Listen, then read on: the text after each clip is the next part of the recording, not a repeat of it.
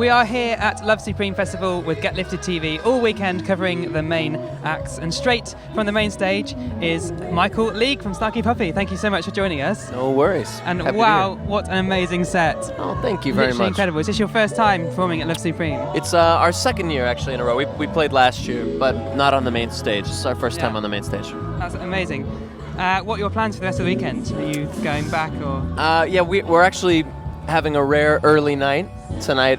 We're driving back to Gatwick and leaving at I think our flight's at 6 a.m. for Spain tomorrow. So we had a 4 a.m. wake up today and another 3:30 a.m. wake up tomorrow. So you've got an amazing fan base here now. I mean, there were screaming people. We were standing next to people with Snarky Puppy t-shirts, and that must just feel amazing that you.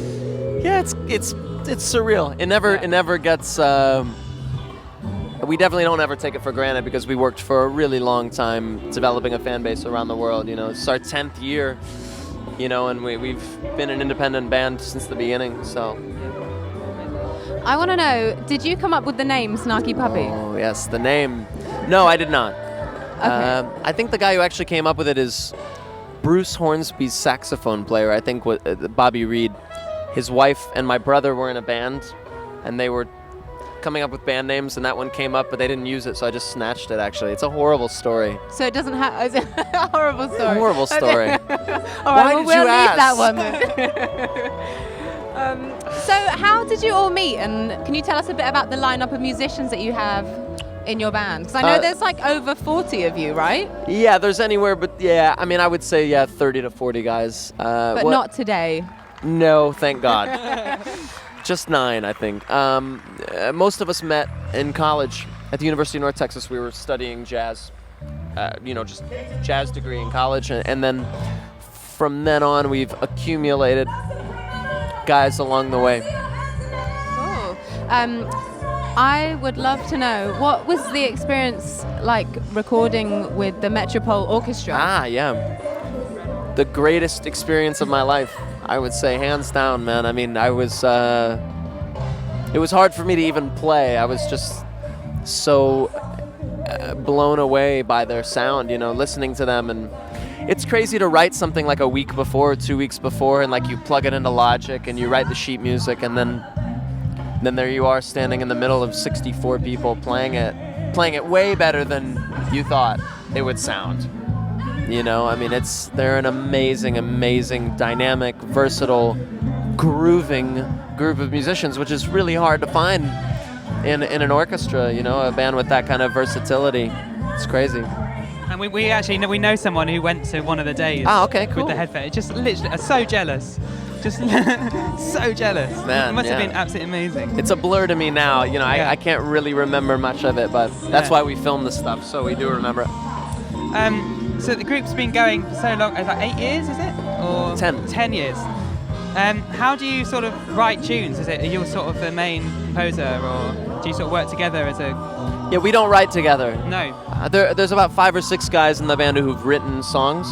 I write probably about 85% of the music. And whoever writes it writes everything. And then we bring it into rehearsal and we rehearse it, and then the guys put in their ideas for little things to change it, and then it kind of really starts sounding like a song. I think that's the most special moment, but the material is not written together. It's written individually. Yeah. And obviously, winning the Grammy with Lalah Hathaway, having her perform with you, who's actually performing here later. How did you get that opportunity to perform with, to get Lalah Hathaway to? It's incredible. Well, there's several of the guys in our band that played with her in her band over the years. So when we were talking about guest artists, she was like a no-brainer to those guys. Yeah. So we called her, and she's just one of the coolest human beings on earth. So she was like, yeah, let's do it. Showed up and, sang the way she sang, which is pretty remarkable. And I think we're all really excited about the results. That sounded like the end of a football match, didn't it? No, we gave it our best shot. We're really...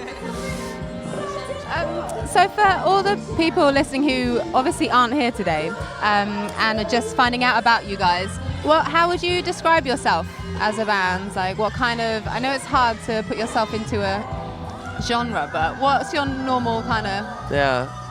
I mean, like, generally just like a group of GQ level models. Yes. No. I'm just imagining how my hair looks right now. It's probably looks like I don't know. God knows. No, it's basically like I think of it as just like kind of instrumental pop music. That sounds like smooth jazz. It's not smooth, but like instrumental music with hopefully catchy melodies and good grooves and combining influences from music from all over the world. We kind of just take everything that we like from every genre and just mix it up together. I mean, that's what we do. And because we've been playing together for so long, I think it has a cohesive sound. It doesn't sound all over the shop. The crowd was absolutely loving it today. What was that instrument that your keys player had in his mouth? It's called a talk box. Yeah, Wow. I guess the guy who made it most famous was Peter Frampton, the guitar player. But you can connect it to a keyboard. You can connect it to any instrument. So wait, does he like? Oh, does he? How does it work? Well, basically you play a note on the keyboard, and then you mouth the syllable that you want the keyboard to sound, and it plays the syllable of your mouth with the pitch on the keyboard. So you can just literally say a sentence on one pitch, but if you're moving pitches on the keyboard, then the sound that you hear coming out of the keyboard is moving. Yeah, it's interesting, huh? And he really does it well. Yeah. It's not like a trick. It's like there's a real art to it, and he nails it. Michael, thank you so much. Yeah, man, for no taking worries. time to It was a talk to us. pleasure. It was a really amazing experience to watch. Because first time I've seen Snarky Puppy. I'm glad you enjoyed it, I man. can't wait to see you again. Thank you. Fantastic. Yeah. Thank you very much. Absolutely, man. No worries. Thank you. Thanks for watching Get Lifted TV. Please share and subscribe for more.